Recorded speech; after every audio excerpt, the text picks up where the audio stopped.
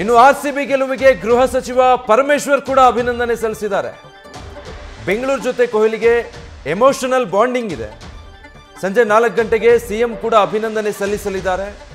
Security ದೃಷ್ಟಿಯಿಂದ ಸ್ಟೇಡಿಯಂನಲ್ಲಿ ಅಭಿನಂದನೆ ಸಲ್ಲಿಸ್ತಾರೆ.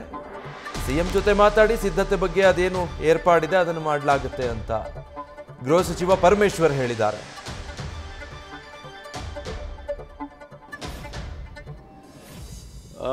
ಇಡೀ ದೇಶಕ್ಕಷ್ಟೇ ಅಲ್ಲ, ಇಡೀ ವಿಶ್ವಕ್ಕೆ ಒಂದು ಮಾದರಿಯಾದಂಥ ಕ್ರೀಡಾಪಟುವಾಗಿ ಇವತ್ತು ಹೊರಹೊಮ್ಮಿದ್ದಾರೆ ಅಂತ ಹೇಳಿ ಸಂತೋಷ ಆಗುತ್ತೆ.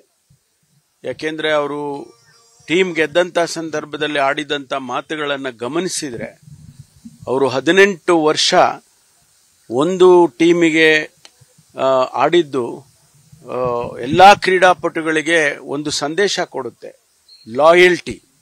ಲಾಯಲ್ಟಿ ಅನ್ನೋದು ಒಂದು ಸಂದೇಶವನ್ನ ಅವರು ಇವತ್ತು ಕೊಟ್ಟಿದ್ದಾರೆ. ಅದರ ಜೊತೆಗೆ ಅವರ ಎಮೋಷನಲ್ ಬಾಂಡೇಜು ನನಗೆ ಬೆಂಗಳೂರು ಅಂತ ಹೇಳಿದ್ರಲ್ಲ, ಅದು ನಿಜಕ್ಕೂ ಕೂಡ ನಮ್ಮೆಲ್ಲರಿಗೂ ಕೂಡ ಸಂತೋಷವನ್ನು ತಂದಿದೆ. ಸಂಜೆ ಬಹುಶಃ 4 ಗಂಟೆಗೆ ಅಂತ ಕಾಣಿಸುತ್ತೆ ನಾವು ಸರ್ಕಾರದ ವತಿಯಿಂದ ಅವರಿಗೆ ಒಂದು ಅಭಿನಂದನೆಯನ್ನು ಕೂಡ ಮಾನ್ಯ ಮುಖ್ಯಮಂತ್ರಿಗಳು ಏರ್ಪಾಡು ಮಾಡ್ತಿದ್ದಾರೆ. ನ್ಯೂಸ್ ಫಸ್ಟ್ ನಿರ್ಭೀತಿಯಿಂದ ನಿಮ್ಮ ಪರವಾಗಿ.